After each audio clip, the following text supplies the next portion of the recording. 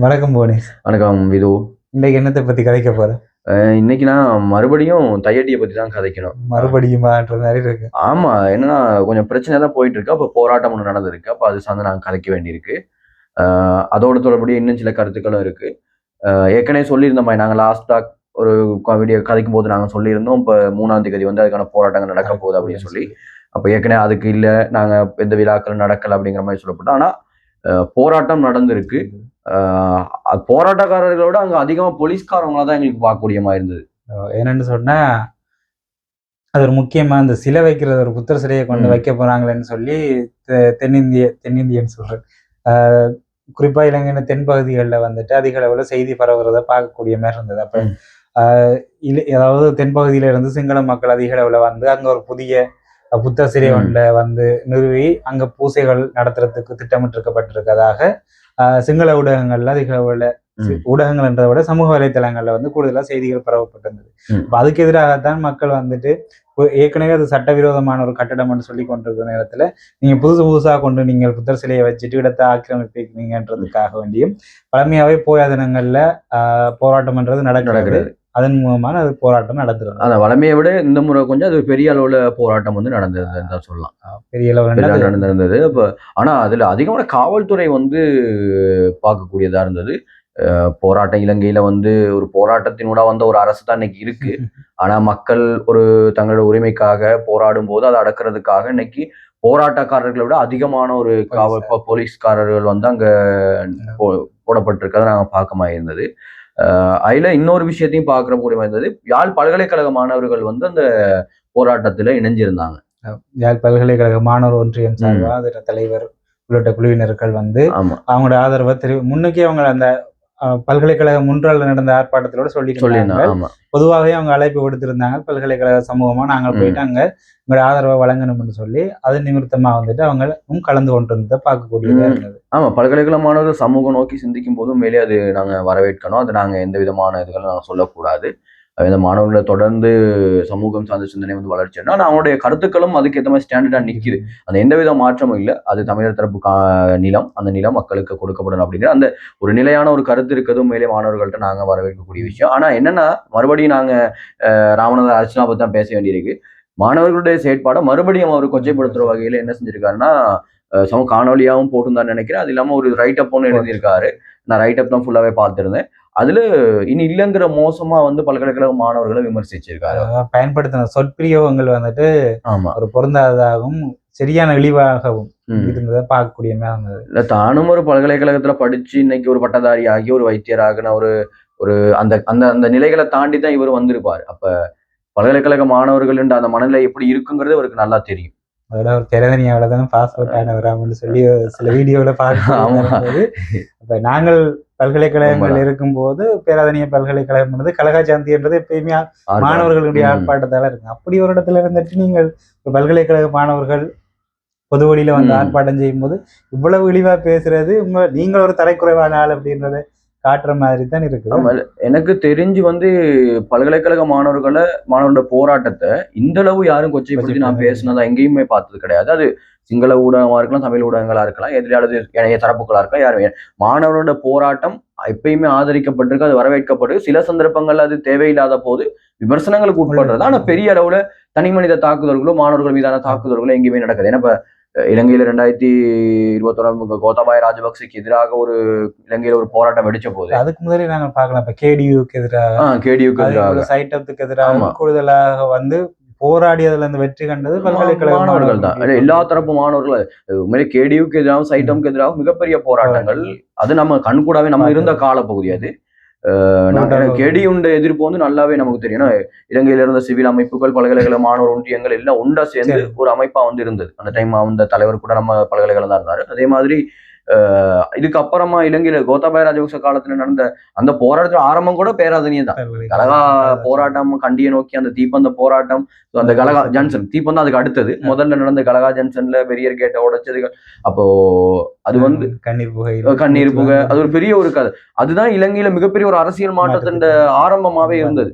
அப்ப மாணவர்கள் என்ற போராட்டத்தை எப்படி ஏனைய சமூகங்கள் அதை அங்கீகரிக்குதோ அதே மாதிரி தமிழ் மாணவர்கள் தங்களுடைய சமூகத்துக்காக குரல் கொடுக்கும் போது அதை ஏற்கனவே நாங்க சொன்ன மாதிரி அதை அங்கீகரிக்க முடியாட்டி உங்களுக்கு அந்த மனநிலை அந்த அந்த நிலை உங்கள்ட்ட இல்லை அப்படின்னா அதை கொச்சைப்படுத்தாம இருக்கலாம். அந்த மாணவன்ட சரிப்பிழையை தாண்டி மாணவர்கள் சரிப்பில்லைன்னே சொல்லுவேன், சரியான தரப்புல மாணவர்கள் நிக்கிறாங்க. அப்ப அதுக்கு நாங்க அதை வரவேற்கணும். அவர் போயிட்டு நாமல் ராஜபக்ஷோட நல்ல தொடர்பில் இருப்பார்.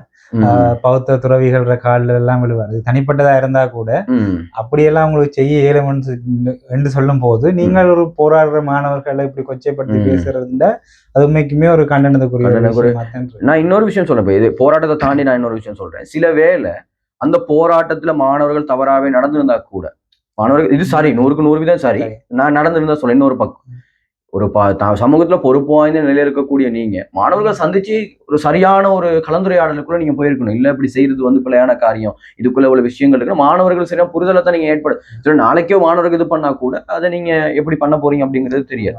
எனக்கு தெரிஞ்சு நாங்கள் அந்த டாபிக் விடுறது இல்லை. ஏன்னா அந்த ஒரு பர்சன்ன்றதே ஒரு அரசியல்ல ஒரு அழுக்குன்னு சொல்றாங்க. நாங்கள் அதை திரும்ப திரும்ப கதைச்சு கொண்டிருக்க தேவையில்லை. ஏன்னா நாங்கள் எவ்வளவுதான் கதைச்சாலும் இப்ப சொல்லுவாங்க திருந்தாத ஜென்மங்கள் திருந்த போறது சொல்ற மாதிரி பாட்டு மாதிரி தான், திருந்தாத ஜென்மங்கள் இருதென்ன லாபம் அப்படிங்கிற மாதிரி தான். அதேதானே. அதால நாங்கள் என்ன கதைச்சாலும் அவர் திருந்த போறது இல்லை, நாங்கள் அதை கதைக்கிறத இல்ல. அதாவது உண்மைதான், தையடிக்கு நாங்க தையடி போராட்டம் தீவிரமடையுது, அடுத்தடுத்த நிலைகளை நோக்கி அது நகருது. ஸோ அது போராட்டங்கள் போக போக தான் அதுக்கான தீர்வும் வரும். அது நாங்க நல்லா உணரக்கூடியதா இருக்கு.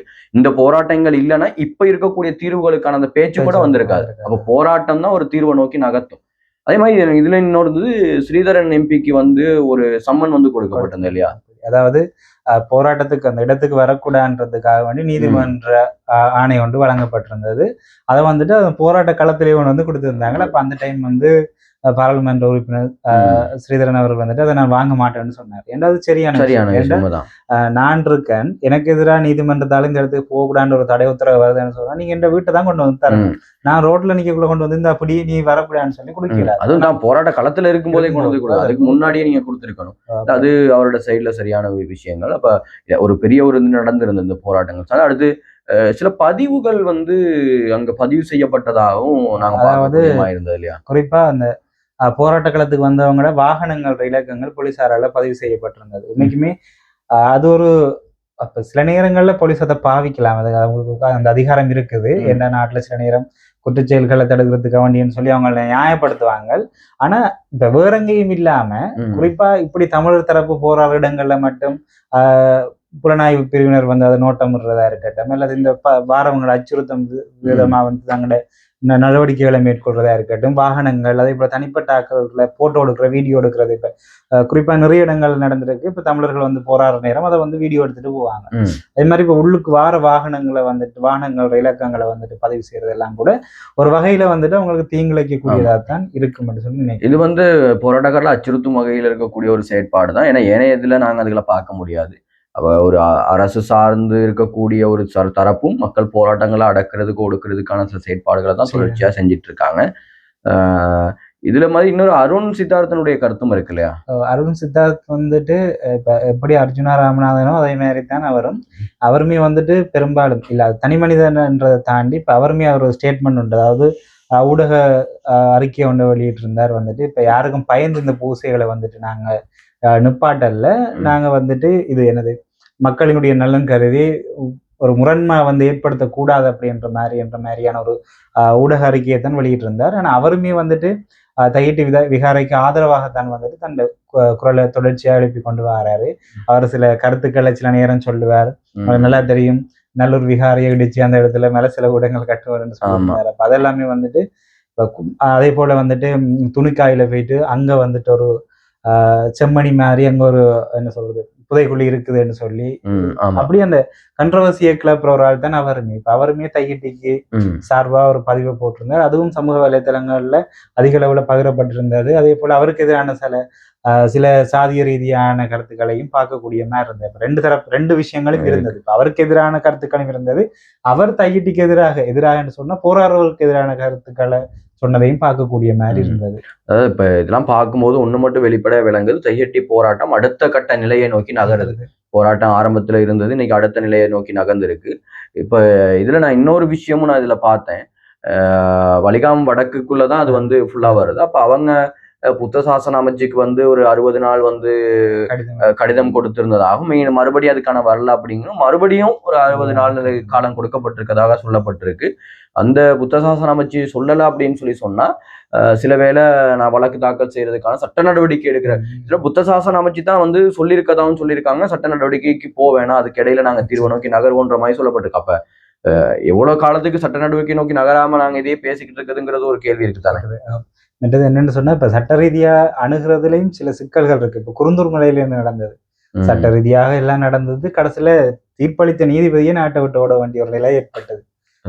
அப்படின்றக்குள்ள அதனாலதான் இப்ப தமிழ் தரப்புமே வந்து இதை சட்ட ரீதியா அணுகிறதுக்கு கொஞ்சம் யோசிக்கிறாங்களோன்ற மாதிரி. ஏன்னா நாங்கள் சட்ட ரீதியா போயிட்டோம்னா அதுக்கு பெரிய நீண்ட காலம் எடுக்கும். நமக்கு தெரியுது, அப்ப நீண்ட காலம் எடுக்கும், தீர்ப்பு வர்றதுக்கு டைம் எடுக்கிற டைம் இங்க என்னெல்லாம் நடக்கும்ன்றது தெரியாது. அப்ப தொடர்ச்சியா அந்த மக்கள் போராடி கொண்டே இருக்கல. ஆனா போன அரசாங்கத்தோட ஒப்படைக்குள்ள இந்த அரசாங்கம் கொஞ்சம் கொஞ்சம் ஸ்மூத்தா முடிப்போம் அப்படின்ற மாதிரியான ஒரு நகர்வுகளை எடுக்கிறதுக்கு இருக்காங்களோ அப்படின்ற மாதிரியும் சில நேரங்கள்ல தோன்ற மாதிரி ஒரு சில விஷயங்கள் அதுக்கு ஏற்ற மாதிரி இருக்கு.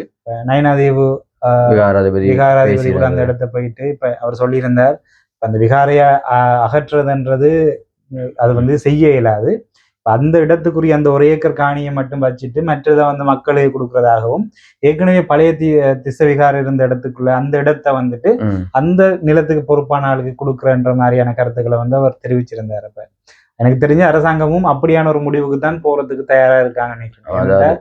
இப்ப கட்டண விகாரைய இடிக்கிறதுக்கு அவங்க விரும்ப மாட்டாங்க. ஆனா சட்ட ரீதியா நாங்கள் பார்த்தோம்னா அது சட்டவிரோதமான கட்டிடம் சொன்னா கட்டத்தான் வேணும். ஆனா எனக்கு தெரிஞ்ச அளவுல நம்ம இப்ப வந்திருக்கக்கூடியதெல்லாம் வச்சு பார்க்கல ரெண்டு பக்கமும் ஒரு சுமூகமான ஒரு நிலைக்கு போற மாதிரி தான் இது வந்து போற நெகோசியேட் பண்ணிக்கிற மாதிரி தான் போற மாதிரி இருக்கு. ஆனா மக்கள் இதா இருக்காங்க காணி வேணும் அப்படின்னு சொல்லிட்டு அது எந்த நோக்கி நகருதுங்கிற பாப்பா. ஆனா போராட்டம் அடுத்த கட்ட நிலையை நோக்கி போகுது அப்படிங்கிறது எங்களுக்கு வெளிப்படையா தெரியுது.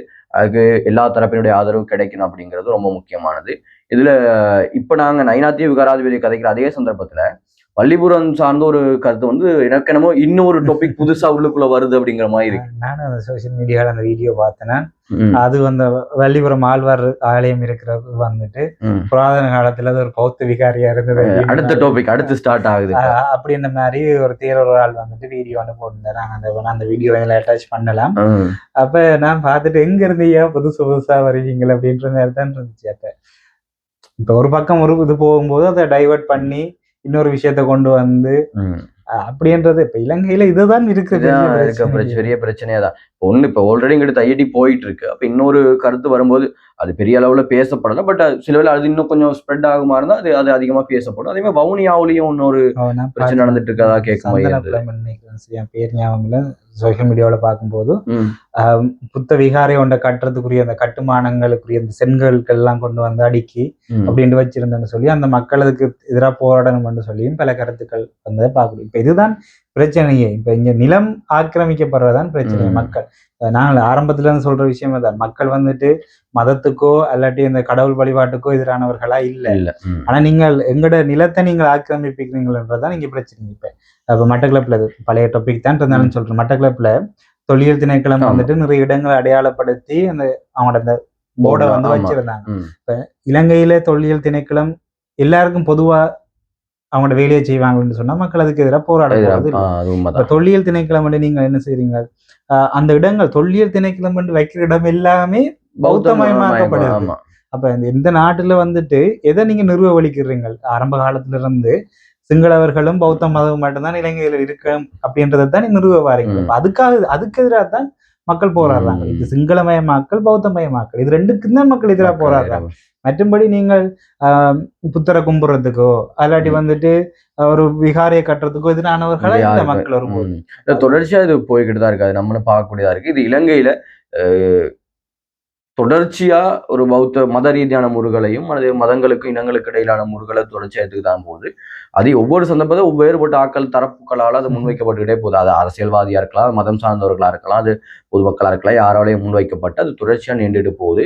இது அடுத்தடுத்த சில பிரச்சனை இப்போ ஒன்று முடியும் போது அடுத்து முடியும் போது அடுத்தது தொடர்ச்சியா இப்ப நாங்க அடுத்தடுத்து பார்க்கும்போது ஒவ்வொன்று வெடுக்கினார் இருந்தால் அடுத்தடுத்து ஒவ்வொரு பிரச்சனையா என்னத்துக்குலாம் வந்துட்டு தான் இருக்கு. இப்ப இதெல்லாம் கொஞ்சம் ஓகே ஆகல, இங்கிட்ட தையிட்டி அங்க ஓகே ஆகல, அதை சைலண்ட் ஆகல, அடுத்த தையிட்டி பிரச்சனை வந்து பெருசா வந்து மாறும். அப்ப எதுக்குமே இது வரைக்கும் ஒரு முழுமையான தீர்வை நோக்கி நாங்க நகரல. ஆனா தையிட்டி ஒரு தீர்வை நோக்கி நகர்ற மாதிரி இருக்கு.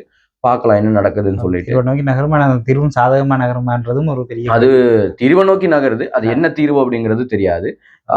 அதே மாதிரி நாங்க இங்க நடந்த போராட்டங்கள் நடந்திருக்கு. அதே சந்தர்ப்பத்துல புலம்பெயர் தமிழர்களால் லண்டன்லயும் நான் நினைக்கிறேன் தையடி விகாரிகளுக்கு ஆதரவாக ஒரு போராட்டம் நடத்தப்பட்டது. அதாவது போராடுற மக்களுக்கு போராடுற மக்களுக்கு ஆதரவா தங்களுடைய இதை வெளிப்படுத்தி இருந்தாங்க. இப்ப ஏனைய நாடுகள்ல இருந்தும் அதுக்கான ஆதரவு கூடிக்கிட்டு இருக்கு. புலம்பெயர் தமிழர்கள் அதை சரியா செய்வாங்க.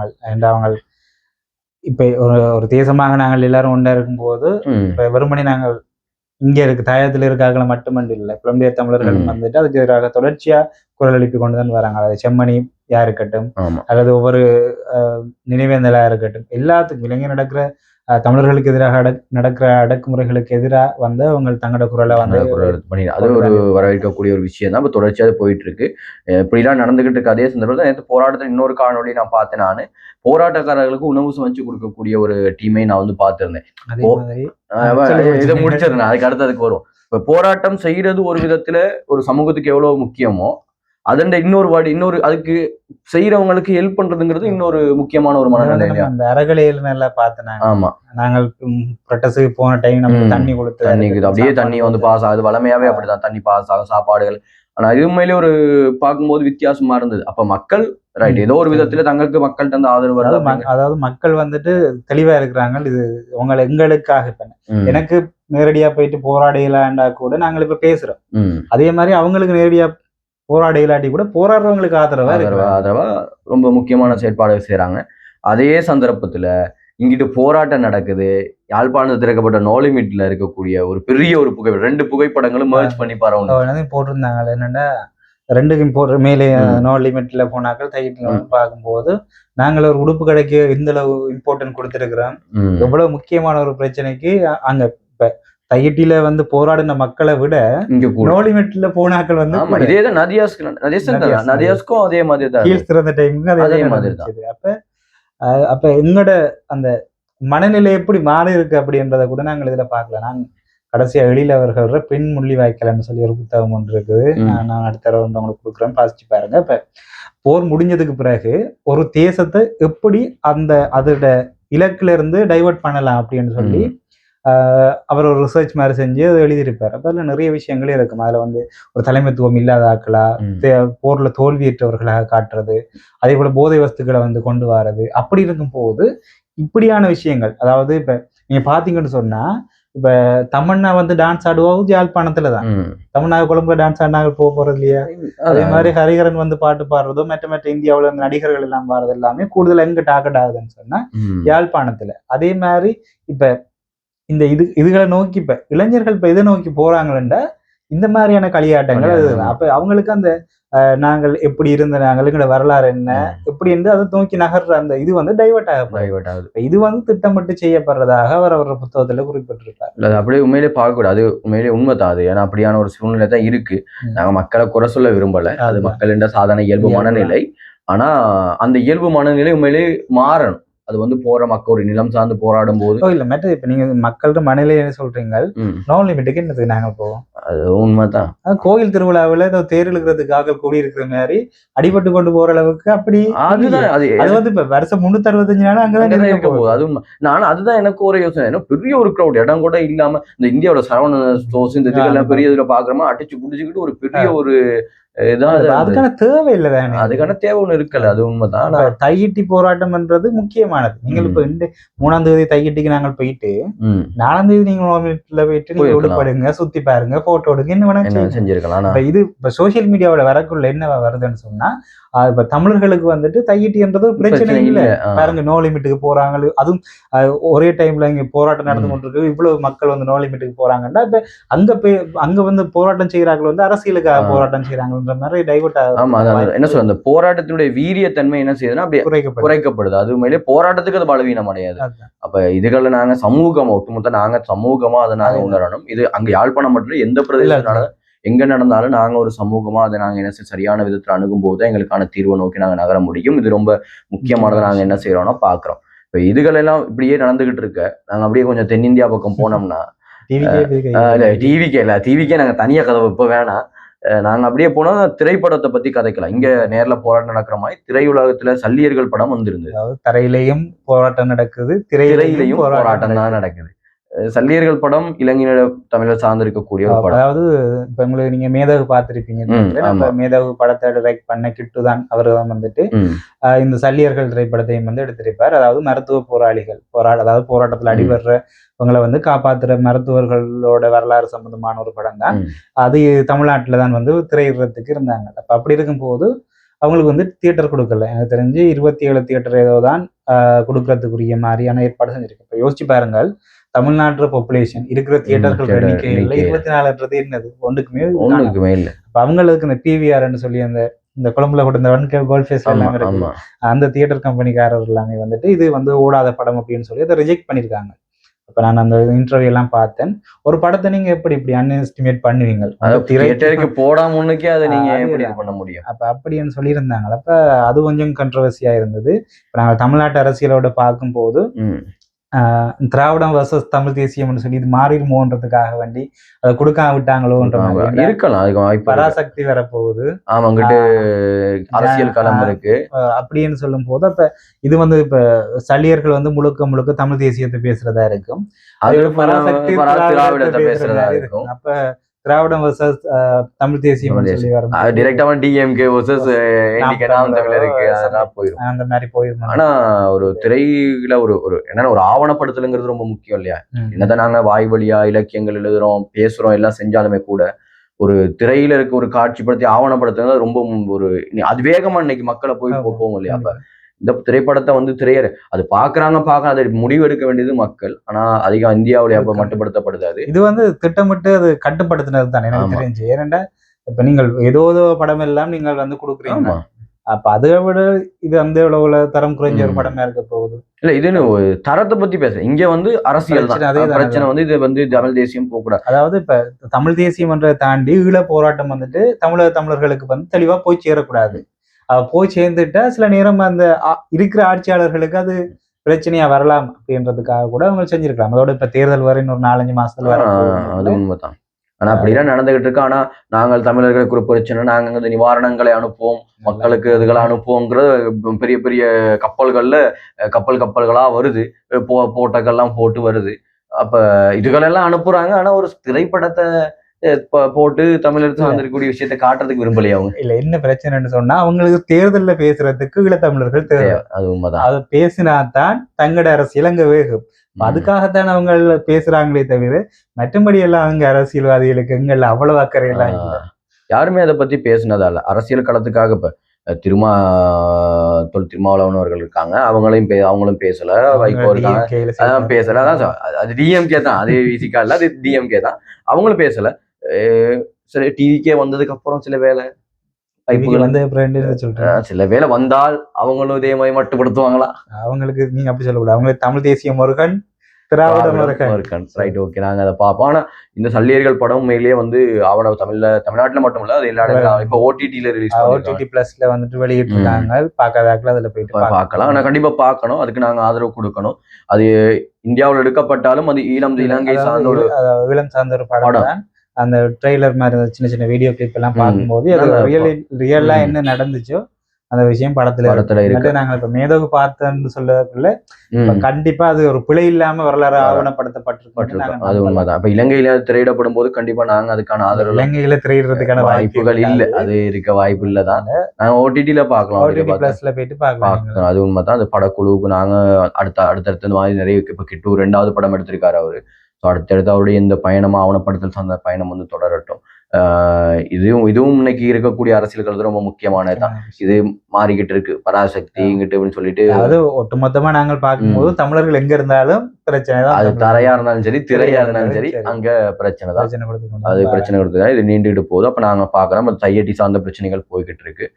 இது இல்லாம அடுத்தடுத்த பிரச்சனைகள் உருவாகிறதுக்கான வாய்ப்புகள் நடக்குது. செம்மணி கதைகள் அப்படியே கொஞ்சமா அப்படியே மழுங்கடிக்கப்பட்ட அப்படியே கொஞ்சம் குறைஞ்சு போயிருக்கு. திருப்பி மறுபடியும் ஒரு போராட்டம் இல்லாம ஒரு தீர்வை நோக்கி நகர முடியாது.